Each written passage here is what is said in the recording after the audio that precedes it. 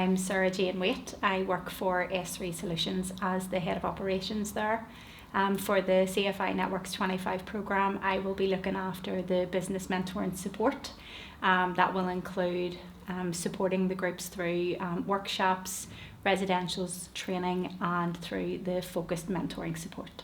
Sean McGearty is my name. I'm from Cavan and back living in Cavan now, so I've been working in the area of peace building, reconciliation, cross-border work for a good few years. Started way back even when the conflict was still ongoing. And I've worked with the peace programme. I've done a good bit of work with the IFI over the years, and I've also been involved with organisations like Cooperation Ireland at different times. And then in the last 12 years I've done a lot more work internationally in conflict areas. Some of that's about bringing the learning from Northern Ireland to other areas, and some of it is about engaging and bringing in new people and building capacity in these areas affected by conflict, such as Ethiopia or Cyprus and now the Middle East. My aspirations for the participants of the Networx25 programme are really that they have the opportunity to build relationships, explore the challenges that they face within their prospective organisations, look at opportunities to build collaboration, take time to reflect on the nature of their work, and really look at pathways for the future. They will be able to take time to look at how that would be implemented moving forward, and then have tailored mentoring support to put those actions into practice.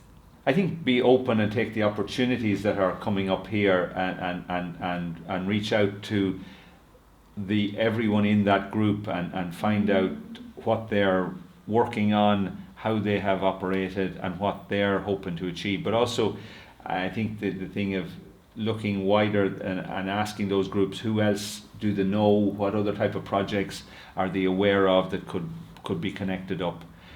Being open, I think, is the key one, because there's big differences within the groups, and it's easy to focus in on your own project only. So maybe stepping back from your own and thinking bigger is the key. I think the main challenge for the whole community, voluntary and social enterprise sector is the changing nature of funding and the availability of funding. It has enabled some groups to flourish because they are able to avail of opportunities on a large scale around maybe tendering and procurement, but for some other organisations they are being left behind because of the change in that sector. Our groups need to really think about how they diversify their income streams and look at how they become less reliant on large long-term grant funding streams that may change or evolve or become no longer available. Well, I think having met them now and seeing the diversity, both in terms of the background and the areas that come from and the communities that come from and the types of issues that would be faced, also then the range of experience within the groups. Some of them have been involved in community enterprise and good relations work for 20 years. So I think the big thing is about sharing and learning from each other, because there's a great depth there, and while outside people and facilitators can bring a certain amount, the real learning is about what has worked so far and what can we learn from each other. So I think having that space to engage and spend time together, talk about the social issues, the challenges communities now face with cutbacks in funding, and I think that's going to get worse over the coming few years. I think communities in Northern Ireland, the border region, probably had an awful lot of opportunities there, and that's getting thinner on the ground. So I think being more innovative and creative and more sharing is going to be more important, and I think to mix this is good. Cross-border, cross-community, experienced and newer groups, I think there's wonderful opportunities to share and learn here. It's good to be involved in a project like this, because some peace projects can be very much about dialogue and engaging and people maybe find it hard to take part or engage or know what it's about. But I think having a substantial team and building community relations and good relations around that is a useful tool, and I think there's a lot to be gained from that approach. I think the partnership working is about organisations looking to see where there's alignment between what the groups are trying to achieve, where they have maybe joint ideas or similar things that they want to explore and develop over a period of time, where their goals are maybe similar in nature and allow for very natural partnership working and something that's very genuine. It can be very difficult for organisations at varying levels of development to find coalescence, and I think for our programme, CFI Networx allows groups to come at that from a very natural point of view. They can take time to see what each of the organisations are doing and find those common ideas. I think my piece of advice would be around being open-minded and honest.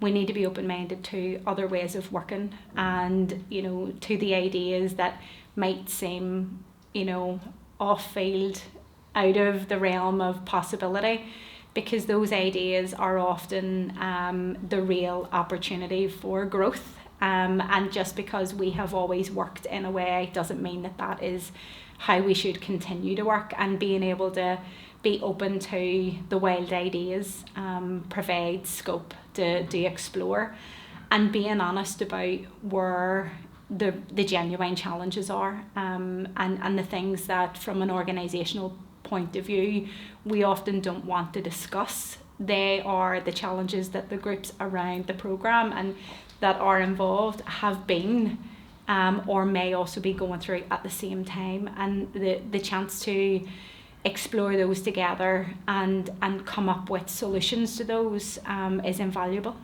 Well, I think the enterprise side of it is the critical one, and I think because they're all, from what I've heard so far, like they're all sort of looking at sustainability. They're all looking at how can we ensure that the services we're providing can be sustained in as things get maybe a bit tighter.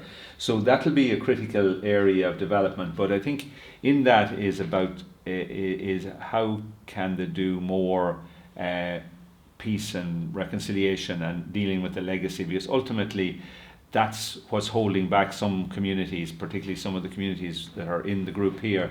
There are still legacy issues, there's still divided communities, there's still big challenges in terms of cross-border cooperation, and we still need to address those through enterprise, through social activities, through dialogue. But projects like this that give people a real substantial area to work on while they're meeting and engaging is really beneficial, I think.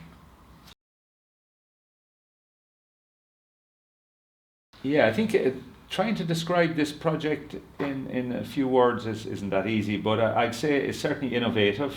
I think it's grounded in the reality of the groups, and it's has potential. Opportunistic, because we have, as a cohort of organisations and partners, an opportunity to do new things together. I think it is collaborative, because we want to build those relationships. We want to build opportunities for groups to really lean on each other, share the learning, and have the chance to develop. And I think the last one would be diversity, and I think that's because our groups are such a mix of organisations and experience and services that they offer to the sector, but they also offer an understanding of the diversity that we have in terms of opportunity of income generation.